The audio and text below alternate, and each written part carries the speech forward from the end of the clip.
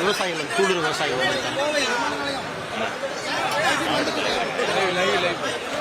எப்படி இருக்கீங்க? சரி சரி நீங்க ரெடினா பேசலாம். வேண்டாங்கண்ணா வாங்கண்ணா. அக்கா பேசிட்டுமா?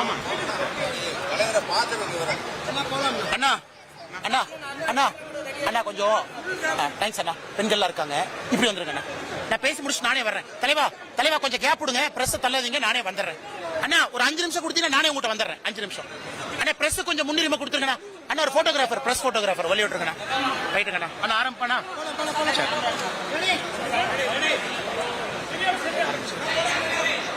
பத்திரிகை நண்பர்களுக்கு எங்களுடைய பணிவான மாலை வணக்கத்தை தெரிவித்துக் கொள்கின்றோம். கோயம்புத்தூர் விமான நிலையத்தில் நம்முடைய பத்திரிகை சகோதரர்கள் கொஞ்ச நேரமாக காத்திருக்கிறீங்க. உங்களை 3 மாதம் கழித்து சந்தித்தது மட்டற்ற மகிழ்ச்சி. அதே நேரத்தில் நம்முடைய தொண்டர்கள், தலைவர்கள் எல்லோரும் இங்கே இருக்கிறாங்க.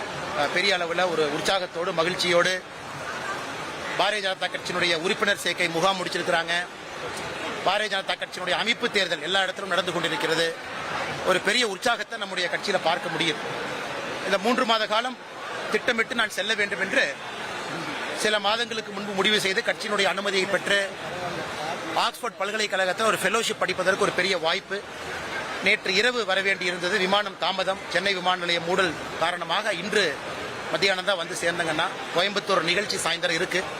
இதை முன்னாடியே கமிட் பண்ண நிகழ்ச்சி, அதனால் நேரடியாக சென்னை விமான நிலையத்திலிருந்து கோயம்புத்தூர் வந்திருக்கோம். உங்களை சந்தித்தது உண்மையாலும் மகிழ்ச்சி, உள்ளபடி மகிழ்ச்சி. நிறைய பேர்த்த மிஸ் பண்ணியிருந்தாலும் கூட பத்திரிகை நண்பர்களை இந்த 3 மாத காலத்தில் ஒரு பெரிய அளவில் நான் மிஸ் பண்ணேன் பர்சனலாக. அதனால் உங்களுக்கு கேள்விகள் இருக்கும், கேளுங்கன்னா பதில் சொல்கிறேன்.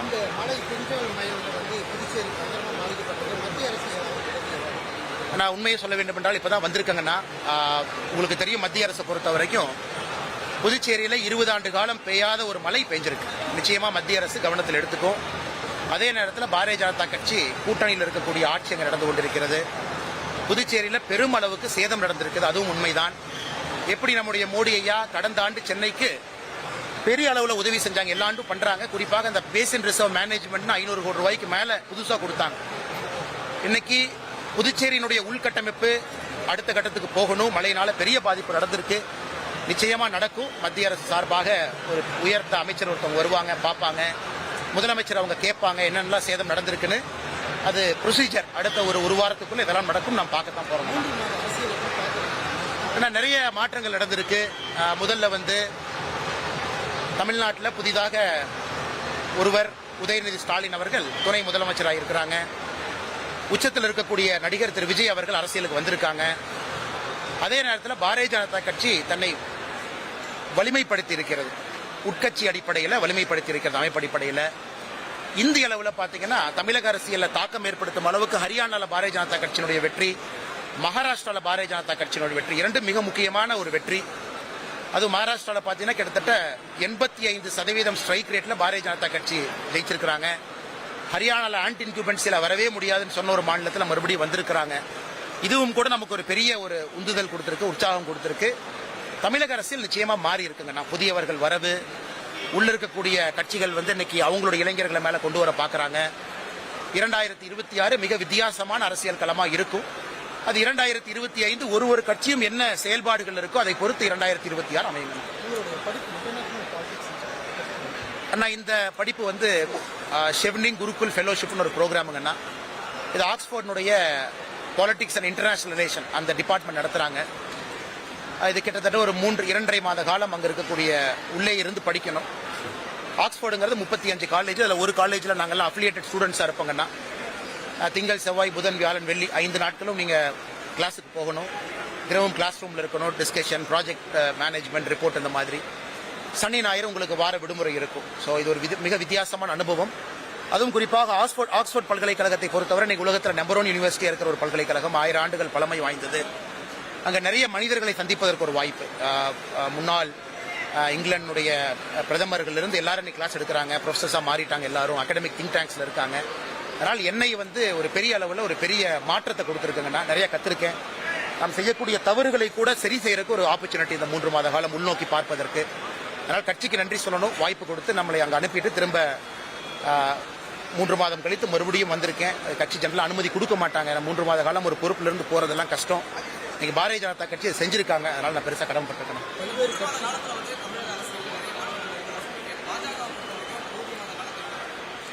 ஏன்னா மிக முக்கியமான காலம் எல்லா நாட்களுமே இந்த 3 மாத காலம் அந்த மாதிரி அமைஞ்சுக்கிச்சுங்கன்னா எங்களுடைய அமைப்பு தேர்தல் காலம் இது. இன்னைக்கு பாரதிய ஜனதா கட்சியில் வரலாறு காணாத அளவுக்கு மெம்பர்ஸ் ஜாயின் பண்ணியிருக்காங்க. புதிய வரவுகள் உறுப்பினர்கள் இருக்கிறாங்க. சென்னை விமான நிலையத்தில் பத்திரிகை நண்பர்களை சந்திக்கும் போது கூட சொன்ன, இதுவரை பாரதிய ஜனதா கட்சியினுடைய மெம்பர்ஷிப் எவ்வளவு இருந்துச்சோ அதை விட பல மடங்கு இந்த மெம்பர்ஷிப் ஆயிருக்கு. அதற்கு காரணம் நரேந்திர மோடி அவர்கள், நம்முடைய ஆட்சி, குறிப்பாக தமிழகத்தில் பாரதிய ஜனதா கட்சியினுடைய தொண்டர்கள் தலைவர்கள் கடின உழைப்பு. இது ஒரு பக்கம். இரண்டாவது, இந்த 5 ஆண்டுகளுக்கு ஒரு முறை நடக்கக்கூடிய அமைப்பு தேர்தல் இப்ப நடக்குது. அது இந்த 3 மாத காலம். கிளை தலைவர்கள் புதுசா தேர்ந்தெடுக்கணும். மாவட்ட தலைவர்களுக்கு தேர்தல் இந்த மாசம் இருக்கு. மாநில தலைவர், தேசிய தலைவர், வரிசையா தேர்தல் நடக்கும்.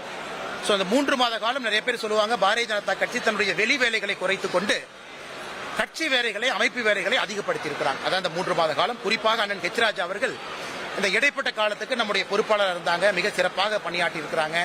தொண்டர்கள் தலைவர்கள் எல்லோரும் கடுமையா உழைச்சிருக்கிறாங்க.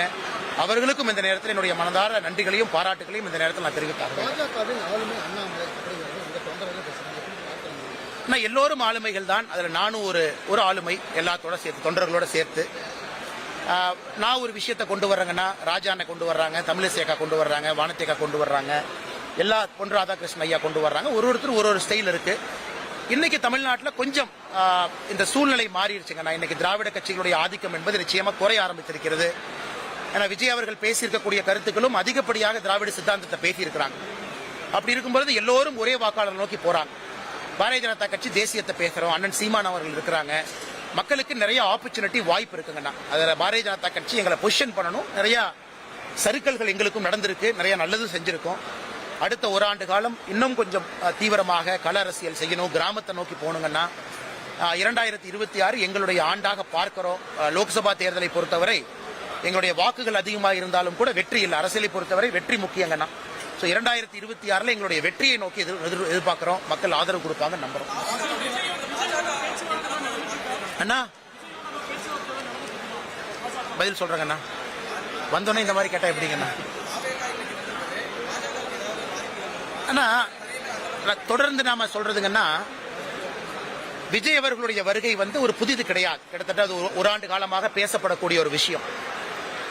அதுவும் விஜய் அவர்கள் குறிப்பாக அவருடைய சித்தாந்தம், இந்த சித்தாந்தம் கொஞ்சம் புதுசு. என்ன புதுசுனாங்கன்னா, இன்னைக்கு அவர் எல்லா விஷயத்திலிருந்து கொஞ்சம் கொஞ்சம் எடுத்து அந்த விஷயத்தெல்லாம் ஒன்னா சேர்த்து இதுதான் என்னுடைய சித்தாந்தம் சொல்றாங்க.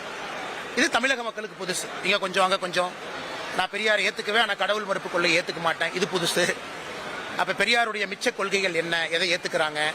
இந்த தெளிவுகள் வருகின்ற காலத்தில் நிறைய மக்களுக்கு கிடைக்கணுங்கன்னா, நாங்கள் விஜய் அவர்கள் வருகையை வரவேற்கிறோம் சொன்னா கூட, விஜய் அவர்கள் மக்களை சந்தித்து, பத்திரிகை நண்பர்களை சந்தித்து பேச பேச அவருடைய கருத்துக்கள் வெளியே வர ஆரம்பிக்கும். ஒரு கட்சியினுடைய அதிகாரப்பூர்வமான தலைவராக விஜய் இருக்கிறாங்க. அக்டோபர் 28ஆம் தேதி அன்னைக்கு மாநாடு நடத்தி இருக்கிறாங்க.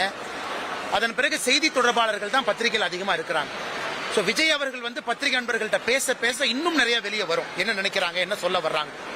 அன்னைக்கு தான் உண்மையாலுமே ஒரு பத்திரிகை நண்பராக இருந்தாலும் சரி, தமிழக மக்களாக இருந்தாலும் சரி, ஒரு அரசியல் கட்சிக்கும் இருக்கக்கூடிய ஒற்றுமையும் சரி, வேற்றுமையும் சரி பார்க்க முடியுங்கண்ணா. அதனால் விஜய் அவர்கள் நிறைய பேசுவார்னு எதிர்பார்க்கிறோம், பேசணும். ஏன்னா ஒரு மேடையில நான் மத்திய அரசுக்கு எதிர்ப்பு, பிஜேபிக்கு எதிர்ப்பு, திமுகவுக்கு எதிர்ப்பு, ஆனா இதற்கு ஆதரவு, அது அரசியல்ல எந்த அளவுக்கு எவ்வளவு தூரம் அது போகும் அப்படின்னு எனக்கு தெரியாதுங்கண்ணா. அதனால் நிறைய அவர் பேசட்டும், அவருடைய கொள்கைகளை முன்வைக்கட்டும். பாரதிய ஜனதா கட்சியும் பேசுவதற்கு ஒரு வாய்ப்பு. இரண்டாவதுங்கன்னா, இன்னைக்கு தமிழகத்துல திமுக ஓபனா சொல்லிட்டாங்க, நாங்க குடும்ப அரசியல் தான், அதை பத்தி நாங்க வெக்கப்பட போறது கிடையாது. எல்லா மூத்த தலைவர்களையும் ஓரங்கட்டி விட்டு உதயநிதி ஸ்டாலின் அவர்களை துணை முதலமைச்சராக ஆக்கியிருக்கின்றோம் வெளிப்படையா அறிவிச்சிட்டாங்க. இது புதுசு. இத்தனை நாளா குடும்ப அரசியல் இல்லைன்னு சொன்னவங்க இன்னைக்கு வெளிப்படையா குடும்ப அரசியல் ஒத்துக்கிட்டாங்க. இதை மக்கள் எந்த அளவுக்கு பாக்குறாங்க. மூன்றாவது, ஊழல் குற்றச்சாட்டுல சிக்கி ஜெயிலில் ரொம்ப காலம் இருந்து வெயில்ல வெளியே வந்திருக்கிறவங்களுக்கு காந்தியவாதி என்கின்ற பட்டத்தை கொடுத்து மறுபடியும் அதே பொறுப்பு கொடுக்கறாங்க. இதை தமிழக மக்கள் எப்படி பாக்குறாங்க? ஆம் ஆத்மி கட்சி இதே மாதிரி டெல்லியில பண்றாங்க, இன்னைக்கு திமுக தமிழ்நாட்டில் இதே மாதிரி பண்ணுது. அதே போல நான்காவது, இன்னைக்கு திராவிட அரசியலுடைய தாக்கம் குறைய ஆரம்பித்திருக்கும் பொழுது விஜய் அவர்களுடைய வருகை இருக்கு. இது எப்படி இருக்கும்? அதனால் என்னை பொறுத்தவரை 5 கேள்விகள்னா, அது 2025 முழுவதும் மக்கள் கேட்பாங்க, நீங்க கேட்பீங்க. அது 2026 தேர்தலில் எதிரொலிக்கும். அண்ணா ஏங்கண்ணா கேக்குறீங்க?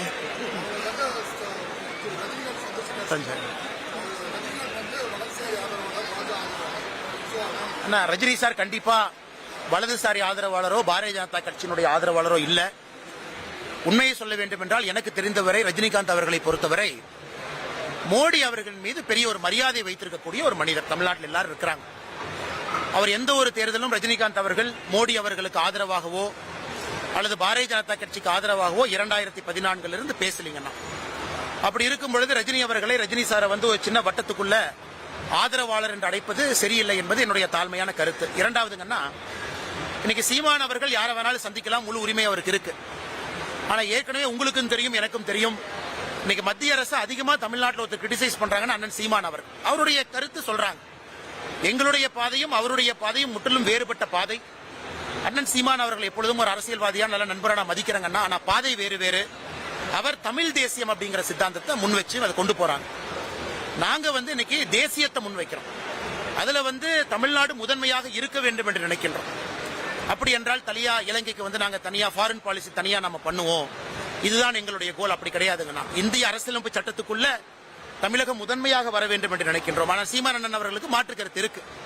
அப்படி இருக்கும் பொழுது ஒன்றாக பயணிப்பதற்கு எங்கேயும் கூட ஒரு கோடு கூட ரெண்டு பேருக்கு இல்லைங்கண்ணா. மூன்றாவது, விஜய் அவர்களுடைய வருகை இன்னைக்கு சீமான் அண்ணன், இந்த கேள்விகள் தான் பத்திரிகை நண்பர்கள் ரெண்டு பேர்த்திட்டு கேட்கணுங்கண்ணா. எங்களை பொறுத்தவரை எங்களுடைய வாக்காளர்கள், வளர்ற வாக்காளர்கள், தேசியத்தை நோக்கி பயணிக்கக்கூடியவர்கள் பாரதிய ஜனதா கட்சியில் இருக்கிறாங்க. ஆனால் நாங்கள் யாருக்கும் போட்டியும் கிடையாது, எதிரியும் கிடையாது. முடிச்சிட்டீங்க வரங்கண்ணா, முடிச்சு வரங்கண்ணா.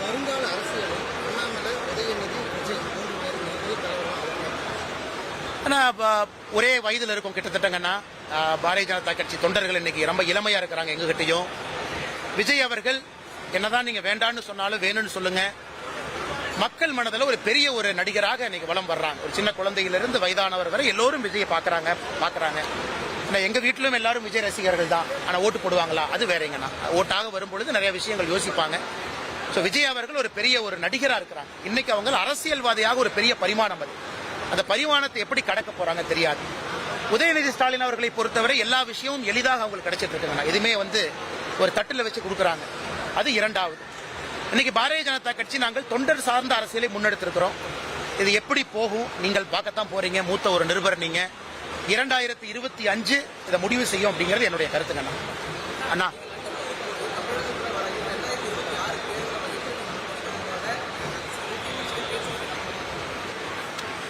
ஆனா நான் ஆக்ஸ்போர்ட் லண்டன்ல இருந்து 90 மைல் தொலைவில் இருக்குங்கன்னா. அது ஒரு சின்ன யூனிவர்சிட்டி டவுன், ஒரு சின்ன கிராமம் மாதிரி. அங்கதான் நான் வாழ்ந்தேன், யூனிவர்சிட்டிக்குள்ளேயே ஒரு அக்கமடேஷன்ல.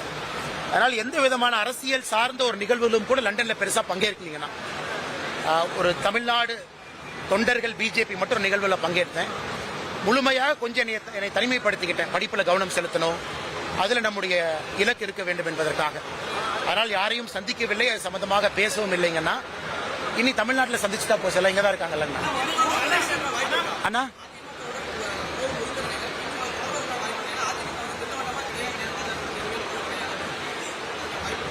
அதாவது 3 மாத காலத்தில் அதிமுக தன்னுடைய நிலைப்பாடை மாத்திக்கிட்டாங்களான்னு தெரியல.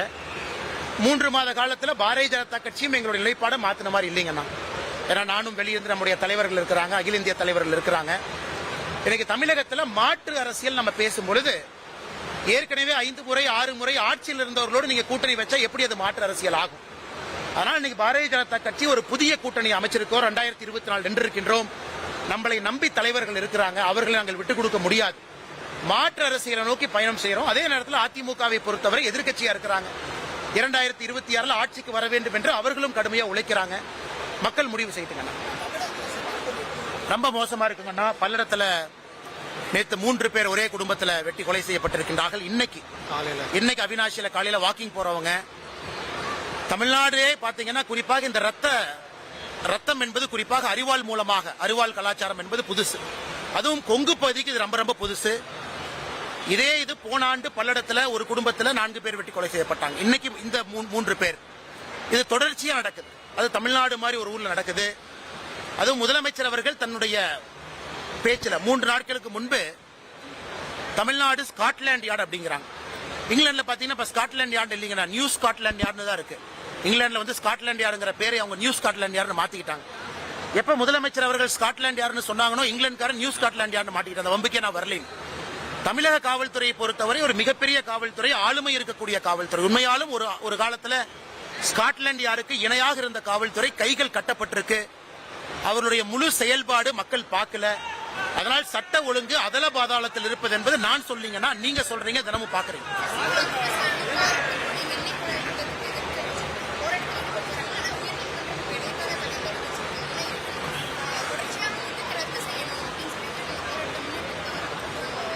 இது சம்பந்தமாக இந்த பெட்ரோலியம் துறை அமைச்சர் அவருடைய உதவியாளர் அவர்கள் 2 நாட்களுக்கு முன்பு தொலைபேசியில் அழைத்திருந்தார். இப்ப அவங்களுடைய ஆர்குமெண்ட் வந்து இது ஏற்கனவே போடப்பட்ட பைப்லைன் 30 ஆண்டு காலம் அதுக்கு ரைட் ஆஃப் யூஸ் ROU கொடுத்திருக்காங்க.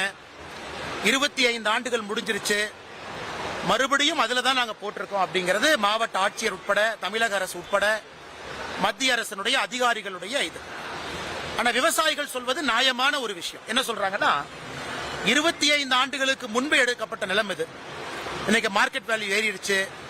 60 அடி தூரம் ரைட் ஆஃப் யூஸ்க்காக 2 அடி பைப்புக்கு நாம எடுத்திருக்கோம். ஆனா இன்னைக்கு மறுபடியும் ரோட்டு பக்கத்துல கொண்டு போறதை விட நீங்க காட்டுக்குள்ள கொண்டு போறீங்களே, விவசாயிகளுடைய தரப்பும் நியாயம் இருக்கு. ஏன்னா 1961 கொண்டு வந்த சட்டம். இந்த சட்டம் இந்தியா முழுவதும் பாத்தீங்கன்னா மத்திய அரசுக்கு நிலம் எடுப்பதற்கு முழு உரிமை இருக்கு. ஆனா நான் அதை பத்தி பேச விரும்பலைங்க. ஆனா விவசாயிகளுடைய நியாயமும் உண்மையான நியாயம் தான். அதனால் வர்ற 10ஆம் தேதி நம்முடைய விவசாயினுடைய தலைவர் GK நாகராஜன் இருக்காங்க, ஐயா அங்க இருக்கிறாங்க, சொல்லேர் உழவன் ஐயா அங்க இருக்கிறாங்க. அமைச்சர்கிட்ட ஏற்கனவே நான் பேசல, உதவியாளர்கிட்ட பேசுறேங்க. அனுமதி வாங்கி டெல்லிக்கு ஒரு பாரதிய ஜனதா கட்சியினுடைய குழு நாங்க செல்ல போறோம். முடிந்தவரை அது ரோடு பக்கத்துல கொண்டு வருவதற்கான முயற்சி எடுக்க போறோம். ஏன்னா நாம விவசாயிகளுடைய பக்கம்தான். அதே நேரத்தில் மத்திய அரசினுடைய வேலைப்பாடும் செயலுக்க கூடாது. அதே நேரத்தில் 25 ஆண்டுகள் முடிந்த பிறகு மறுபடியும் 30 ஆண்டு 55 வருஷம் போயிடும். 60 அடி என்பது நிறைய நிலத்தை பாத்தீங்கன்னா செங்குத்தா இல்லாம கிராஸால இருக்கு. அப்படி இருக்கும் பொழுது விவசாயம் செய்ய முடியாத நிலைமை. அதனால் பாரதிய ஜனதா கட்சி ஒரு குழுவோடு சென்று அமைச்சரை சந்தித்து முறையிட போகின்றோம். இது முடிஞ்ச வரைக்கும் ரோட்டு பக்கம் கொண்டு வாங்க, விவசாயிகளுக்கு தொந்தரவு இல்லாம செய்யலான்னு. ஏன்னா மோடி ஐயாவை பொறுத்தவரை மீத்தேன் திட்டம் நாம சொன்னதுக்கு அப்புறம் வேண்டான்ட்டாங்க. டங்ஸ்டன் திட்டம் உங்களுக்கு தெரியும், மதுரையில இன்னைக்கு முதலமைச்சர் நாடகம் ஆடுறாங்க. 2023 அக்டோபர் மாசம் நியூ இந்தியன் எக்ஸ்பிரஸ் பத்திரிகையில ஒரு ஆர்டிகல் வருது. தமிழக அரசினுடைய உயரதிகாரி பேர் சொல்லாம பேட்டி கொடுக்கறாங்க. டங்ஸ்டன் அங்கே வந்து எடுப்பதற்கு நாங்க கேட்டிருக்கோம் சொல்றாங்க. மத்திய அரசு நேற்று செய்தி குறிப்பு வெளியிட்டிருக்கிறாங்க. பிப்ரவரி மாசம் 2024 அந்த 20 ஸ்கொயர் கிலோமீட்டர் ஏரியால டங்ஸ்டன் எடுப்பதற்கு நாங்க டெண்டர் கொண்டு வர்றோம். இந்துஸ்தான் ஜிங்குக்கு போது 10 மாத காலம் தமிழக அரசு பேசவே இல்லை. இன்னைக்கு நவம்பர்ல பிரச்சனை பண்றாங்க. தமிழக அரசு மத்திய அரசுக்கு ஜனவரி பிப்ரவரி 2024 இவங்கெல்லாம் நோட்டு போட்டு கொடுக்கறாங்க. 20 கிலோமீட்டர்ல 1.25 கிலோமீட்டர் தான் பயோடைவர்சிட்டி ஹாட்ஸ்பாட், மிச்சதெல்லாம் பிரச்சனை இல்லை. தமிழக அரசு மத்திய அரசுக்கு அறிவுறுத்தும் பொழுது எங்கேயும் கூட ஆட்சேபம் தெரிவிக்கல. மத்திய அரசு டெண்டர் போடும்போது ஆட்சேபம் தெரிவிக்கல. ஹிந்துஸ்தான் ஜிங்க் செலக்ட் ஆனதுக்கு அப்புறம் ஆட்சேபம் தெரிவிக்கல. இன்னைக்கு 9 மாதம் கழித்து ஆட்சேபம் தெரிவிக்கிறாங்கன்னா என்ன? அதனால் இதுவும் கூட விவசாயிகளுடைய கோரிக்கைக்கு நாங்கள் செவி சாய்க்கிறோம். எப்படி மீத்தேன் இருக்கும் பொழுது நாங்கள் செவி சாய்த்தமோ நிச்சயமாக பாரதிய ஜனதா கட்சி செவி சாய்க்கிறோம். ஆனால் முதலமைச்சர் நாடகம் ஆடுவது சரியான்கிற கேள்வி நான் கேட்கிறேன். இன்னைக்கு முதலமைச்சர் அவர்கள் வெள்ளை அறிக்கை கொடுக்கட்டும். தமிழக அரசு சார்பாக மத்திய அரசு யாரும் பேசவே இல்லையா? நீங்க எந்த விதமான நோட்ஸ் அனுப்பலையா? மத்திய அரசுக்கு நீங்க ஆட்சேபம் தெரிவிக்கவே கிடையாது. அவர்கள் டெண்டர் கண்டிஷன் வரும்பொழுது கூட எங்கேயும் ஆட்சேபம் தெரிவிக்கல. இன்னைக்கு 9 மாத காலம் இத்தனை வேலை நடந்த பிறகு ஜார்க்கண்ட்ல டங்ஸ்டன் மைனிங் இன்னைக்கு அப்ரூவல் ஆயிருக்கு, தமிழ்நாட்டில் ஆயிருக்கு. இன்னைக்கு நீங்க தெரிவிக்கிறீங்க, அன்னைக்கே தெரிவிச்சிருக்கலாமே. ஆனா இன்னைக்கு தமிழக அரசு எதிர்ப்பதற்காக பாரதிய ஜனதா கட்சி விவசாயிகள் பக்கம் நிற்க போவது கிடையாது. விவசாயிகள் எதிர்ப்பு தெரிவிப்பதற்காக விவசாயிகளுடைய கோரிக்கையை மறுபடியும் மத்திய அரசு எடுத்துட்டு போறோம். தமிழக அரசு ஒரு முறையும் கூட மத்திய அரசினுடைய திட்டத்தை வேண்டுமென்றே எதிர்க்கிறாங்க. அதனால தமிழகத்திற்கு வர வேண்டிய பல பலன்கள் வேறு மாநிலத்திற்கு போகுது. ஆனாலும் விவசாயிகளுடைய குரலுக்கு நாங்கள் செவி சாய்க்கணும். அதற்காக இதையும் மத்திய அரசுடைய கவனத்துக்கு எடுத்துட்டு போறோம். அடுத்த 1 வாரத்துக்குள்ள சம்பந்தமான துறை அதிகாரிகளை அமைச்சர்களை பார்த்து பேச போறோம். ஒரு நல்ல முடிவோடு வருகின்றோம்.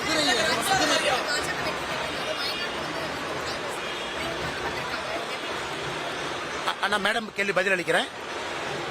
வயநாடை பொறுத்தவரை ஏற்கனவே நம் பிரச்சாரத்துக்கு போகும்போது தமிழகத்திலிருந்து பத்திரிகை நண்பர்கள் வந்திருந்தீங்க. வயநாடுனுடைய டெமோகிராஃபி நம்ம எல்லாத்துக்குமே தெரியும். இன்னைக்கு வயநாடு எப்படி இருக்குன்னு. ராகுல் காந்தி அவர்கள் நிற்கும் பொழுது உறுதியாக நான் வயநாட்டில் மட்டும்தான் இருப்பேன் நின்னாங்க. அவர் பிரச்சாரம் பண்ணும் பொழுது நானும் அன்னைக்கு வயநாட்டில் இருந்தேன். ராகுல் காந்தி அவர்கள் அதன் பிறகு 2 தொகுதியில் வெற்றி பெற்று விட்டு 1 மாத காலம் ரிசைன் பண்ணாம அதன் பிறகு வயநாடை வெற்றி கொடுத்துட்டு போயிட்டாங்க. இன்னைக்கு பிரியங்கா காந்தி அவர்கள் ஏன் வந்திருக்காங்கன்னா, என்னுடைய தனிப்பட்ட கருத்து, ராகுல் காந்தினால் இன்னைக்கு காங்கிரஸ் பேரியக்கம் எழுச்சி பெறாது என்பதை அவர்களாக ஒப்புக்கொண்டு, உலகத்துல பாருங்க, ஒரே குடும்பத்தில் 3 பேர் எம்பிகளாக இருப்பது இன்னைக்கு இந்தியாவில் தான் நடக்குது. 3 பேர். ராஜ்யசபால சோனியா காந்தி, லோக்சபால ராகுல் காந்தி, மறுபடியும் லோக்சபால பிரியங்கா காந்தி வதரா அவங்க நிக்கிறாங்க. 3 பேர் ஒரே குடும்பத்தில், தாய் மகன் மகள். காங்கிரஸ் அவர்களுக்கு ஏன் வயநாட்டில் நிக்கிறதுக்கு வேற ஆளே கிடைக்கலையா? கேரளாவில் இருக்கக்கூடிய உள்ளூர் காங்கிரஸ் கிடைக்கலையா? கேரளாவில் இருக்கக்கூடிய ஒரு பெண் காங்கிரஸ் தலைவர் கிடைக்கலையா? இதிலிருந்தே தெரிகிறது, காங்கிரஸை பொறுத்தவரை ராகுல் காந்தியை தாண்டி அடுத்து யாரை கொண்டு வரலாம் என்பதற்கான தேர்தலாக தான் நான் தனிப்பட்ட முறையில் பார்க்கிறேன். இரண்டாவது, வயநாடை பொறுத்தவரை அங்கே பாரதிய ஜனதா கட்சி கடுமையாக போட்டியிட்டு இருந்தார்கள். இருந்தும் கம்யூனிஸ்டும் காங்கிரசும் ஒரு பக்கம் கூட்டணி, ஆனா வயநாடை பொறுத்தவரை எதிரெதிராக மோதிக்கொண்டார்கள். இதை பொறுத்தவரை நமக்கு தெரியும், யூபிஏ கூட்டணி எந்த அளவுக்கு நிற்கும் என்பது வயநாடு தேர்தல் நம்ம பார்க்கிறோம். இன்னைக்கு மம்தா பானர்ஜி பிரச்சனை, ஆம் ஆத்மி பிரச்சனை. அதனால வயநாடு தேர்தலுடைய வெற்றி என்பது 2024 காங்கிரஸ் தலைமையிலான கூட்டணி என்பது அது உடைவதற்கு ஆரம்பம். வயநாடு கூட்டணியினுடைய காங்கிரஸ் வெற்றி. இரண்டாவது, ஹரியானால மிக முக்கியமான வெற்றி பாரதிய ஜனதா கட்சி. ஆன்டி இன்குபன்சி ஃபேக்டர், முதலமைச்சரை மாத்திருக்கிறாங்க, ஜெயிக்கவே முடியாது. எக்ஸிட் போல் எல்லாம் காங்கிரஸை நோக்கி, ஆனாலும் பாரதிய ஜனதா கட்சி வெற்றி. மகாராஷ்டிரால பாரதிய ஜனதா கட்சி நின்ன இடத்துல 145 இடத்துல நின்னோம், 132 ஜெயிச்சிருக்கோம். இது இந்திய அரசியல்ல ஒரு கட்சி ஆட்சியில் இருந்து கிட்டத்தட்ட 90 விழுக்காடு ஸ்ட்ரைக் ரேஷியோ. எந்த அளவுக்கு மக்களுடைய ஆதரவு பாருங்க.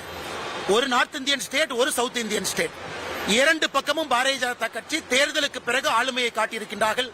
குறிப்பாக பிரதமருடைய செல்வாக்கு எந்த அளவுக்கு இருக்கு நம்ம காட்டியிருக்கோம். அதனால் நிச்சயமாக வருகின்ற தேர்தல், டெல்லி, பெங்கால், ஜார்க்கண்டிலே தோற்றிருந்தாலும் கூட கடுமையாக அங்கே போராடி இருக்கின்றோம். அதனால் ஜார்க்கண்ட்ல அடுத்த முறை எதிர்பார்த்திருந்தோம், வெற்றி கிடைக்கல. அதனால் அடுத்து வரக்கூடிய தேர்தலும் ஒரு பெரிய வெற்றி வரும் என்கிற நம்பிக்கை எங்களுக்கு இருக்கு.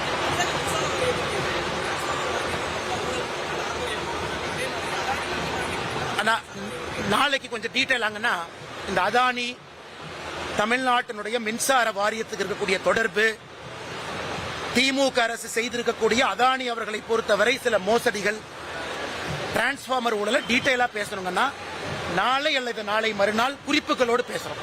குறிப்பாக அதானியை பொறுத்தவரை நான் மிச்ச குற்றச்சாட்டுக்குள் நான் போக விரும்பலீங்கன்னா, அமெரிக்காவில் சொன்னாங்க, அங்க சொன்னாங்க, நான் போக விரும்பல.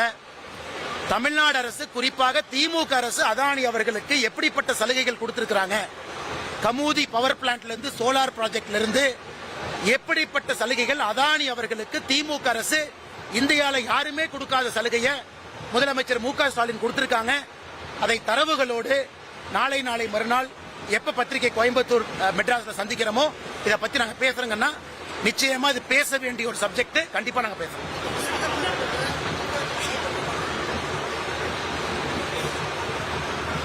ஆனா இது ரொம்ப ஆச்சரியம் என்னன்னா, தமிழ்நாட்டில் லட்சக்கணக்கான விஸ்வகர்மா சகோதர சகோதரிகள், 13 சமுதாயம், விஸ்வகர்மா சமுதாயம் இல்லாத 13 சமுதாயம், 5 சமுதாயம் விஸ்வகர்மா, 13, மொத்தம் 18 சமுதாயங்கண்ணா. விஸ்வகர்மா சமுதாயம் பிளஸ் 13 சமுதாயம், 18 பேர் லட்சக்கணக்கான அப்ளிகேஷன் கொடுத்திருக்காங்க. அவர்கள் வேண்டும் என்று நினைக்கிறாங்க. எந்த விஸ்வகர்மா வீட்டுக்கும் பாரதிய ஜனதா கட்சி போய் போர்ஸ் பண்ணலீங்கன்னா, விஸ்வகர்மா சமுதாய சகோதர சகோதரிகள், குறிப்பாக வானத்துக்கு அதை பத்தி நிறைய பேசியிருக்காங்க. அவர்கள் வாலண்டரியா கொடுத்திருக்காங்க. ஆனா தமிழக அரசு சரி பார்த்து சென்ட்ரல் போர்ட்டல்ல ஒரே ஒரு அப்ளிகேஷனை மட்டும்தான் ஏற்றிருக்காங்க. இது வன்மையாக கண்டிக்கத்தக்கது. அவர்கள் வேண்டும் என்று சொல்லும் பொழுது வேண்டாம் என்று சொல்வதற்கு உங்களுக்கு என்ன உரிமை? அவங்க வேண்டும் கேட்கிறாங்க. எங்கேயும் போய் பாரதிய ஜனதா கட்சி நிர்பந்திக்கல. என்னன்னா, இது குலத்தொழில் எப்படிங்கன்னா வரும்? தமிழ்நாட்டில் இன்னைக்கு புதிய கல்விக் கொள்கையில மீன் பிடிக்கக்கூடிய சகோதரருடைய குழந்தைகளுக்கு நாங்க தட்டச்சு சொல்லிக் கொடுக்கிறோம், மீன் பிடிக்கக்கூடிய படகு சொல்லிக் கொடுக்கிறோம். தமிழகத்தினுடைய புதிய கல்விக் கொள்கை, தமிழக அரசு புதிய கல்விக் கொள்கையில் இருக்கு. அப்படின்னா மீனவர்களுடைய பசங்க மீனவர்களா இருக்கும் தமிழக அரசு சொல்லுதா? கிடையாது. ட்ரைபல் அஃபேர்ஸ்க்கு தமிழ்நாடு அரசு நிறைய சொல்லிக் கொடுக்குறாங்க. ட்ரைபல் சம்பந்தப்பட்ட தொழில் சொல்லி தராங்க. அப்படின்னா ட்ரைபல்ல பிறந்து வளர்ந்த சகோதர சகோதரிகள் அவங்க அப்பா அம்மா செஞ்ச அதே தொழில் தான் செய்யணும் தமிழக அரசு சொல்லுதா? எஸ்சி எஸ்டி வாரியம் அதே தொழில் தான் செய்யணும்னு சொல்றாங்களா? இதெல்லாம் மிக மிக தவறுங்கண்ணா. முதலமைச்சர் அவர்கள் சொல்லக்கூடிய வாதம் என்பது ஏற்புடையது கிடையாது. இவர்களுடைய தமிழக அரசுடைய திட்டத்தில் இவர்கள் செய்வதெல்லாம் குலத்தொழில் நான் சொல்ல விரும்பல. விஸ்வகர்மா திட்டம் இந்தியா முழுவதும் பயன்படுறாங்க. விஸ்வகர்மா சமுதாயம் இன்னைக்கு நலிவடைஞ்சிருக்கிறாங்க. அவர்களுக்கு பேங்க் லோன் கிடைக்குது, டூல்ஸ் கிடைக்குது, சப்சிடி கிடைக்குது, ட்ரைனிங்க்கு பணம் கொடுக்கறாங்க. இத்தனை லட்சக்கணக்கான மக்கள் கோயம்புத்தூர்ல அதிகமா அப்ளை பண்ணிருக்காங்க. அதை முதலமைச்சர் தடுப்பது சர்வதிகாரம். இது ஜனநாயகம் கிடையாதுன்னா சர்வதிகாரம். இதை பார்த்து கொண்டிருக்கின்றோம். தமிழக அரசு எத்தனை நாளைக்கு தடுப்பாங்கன்னு பாப்பாங்கன்னா இன்னைக்கு விஸ்வகர்மா சமுதாயத்துக்கு நாங்க சொல்றோம், தமிழக அரசு தடுக்கும் பொழுது சில விஷயத்தை மத்திய அரசால செய்ய முடியாது. ஆனா இங்கே பாரதிய ஜனதா கட்சியினுடைய கூட்டணி ஆட்சி இங்கே வரும் பொழுது வட்டியோடு எத்தனை காலம் தடுத்திருக்கின்றார்களோ அதற்கும் நாங்கள் செய்து கொடுக்கத்தான் போறோம். விஸ்வகர்மா சமுதாய மக்களும் போராட முன்வர வேண்டும் என்று பணிவன்போடு கேட்டுக்கொள்கிறோம். ஆமாண்ணா. ஆனா நீங்க பாப்பீங்க, நிறைய இளைஞர்களுக்கு வாய்ப்பு, பெண்களுக்கு வாய்ப்பு, வயது குறைந்தவர்களுக்கு வாய்ப்பு இந்த நவம்பர் மாசம் டிசம்பர் மாசம் முழுவதும் நடக்கும். டிசம்பர் எண்டில் உங்ககிட்ட பேசும் பொழுது ஆதாரத்தின் அடிப்படையில் நாங்கள் பேசுறோம். தேர்தல் முடிந்த பிறகு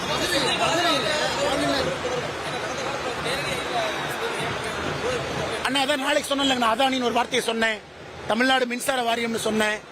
அந்த பீரியட்ல யார் அமைச்சர்னு உங்களுக்கு தெரியும். கமுதி சோலார் பவர் பிளான்ட் சொன்னேன். அப்ப யார் அமைச்சர்னு தெரியும். நாளைக்கு நான் வைக்கக்கூடிய குற்றச்சாட்டை யாரு மேல நீங்க பார்க்க தான் போறீங்கன்னா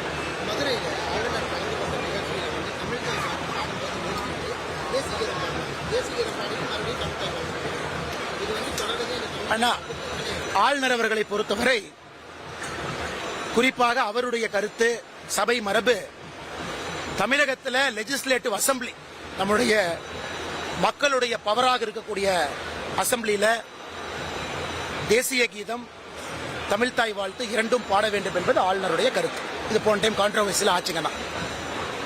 இன்னைக்கு இந்தியாவில் சில மாநிலங்கள் மட்டும்தான், குறிப்பாக கர்நாடகா ஒரு ஸ்டேட் சாங், அவர்களுக்கென்று மாநில பாடல், மாநிலத்துக்கான பிளாக் கர்நாடகா இருக்கு. தமிழ்நாட்டில் தமிழ்தாய் வாழ்த்து நம்முடைய மாநிலத்தை உயர்த்தி காட்டுவதா இருக்குங்கன்னா, அதனால் ஆளுநர் அவர்களை பொறுத்தவரை தமிழ்தாய் வாழ்த்துக்கு எல்லா இடத்திலும் மரியாதை கொடுக்கறாங்க. பல இடத்துல அவரே தமிழ்தாய் வாழ்த்து பாடுறாங்க. முடிந்தவரை நம்முடைய தாய்மொழியை கற்றுக்கொண்டு அதற்கு மரியாதை கொடுக்கிற அளவுக்கு பாடுறாங்க. அவர் எங்கேயும் கூட சிறுமைப்படுத்தல. அதனால் தமிழக அரசு தேசிய கீதத்தை எதற்காக அதன் மீது ஒரு கடும் கோபத்தை வச்சிருக்காங்கன்னு தெரியல.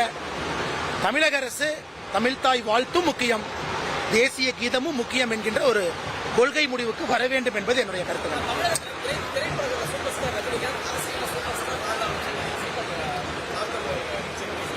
நான் சீமான் கிட்ட பேசலீங்க, நான் பார்க்கல, அதனால எனக்கு தெரியாதுங்க. சீமான் அவருடைய அரசியலை சொல்றாங்க, அதனால மக்கள் பார்க்கறாங்க, ஓட்டு போடுறாங்க. தமிழக அரசியலுடைய சூப்பர் ஸ்டார் யாருன்னா வாக்காளர். மிச்சவங்க எல்லாம் ஆக்டர்ஸ் தான். அதனால வாக்காளர்கள் தான் சூப்பர் ஸ்டார். சீமான் ஒரு மிக முக்கியமான ஒரு தலைவர். 2025 எல்லாத்தையும் தீர்மானிக்கிறாங்க.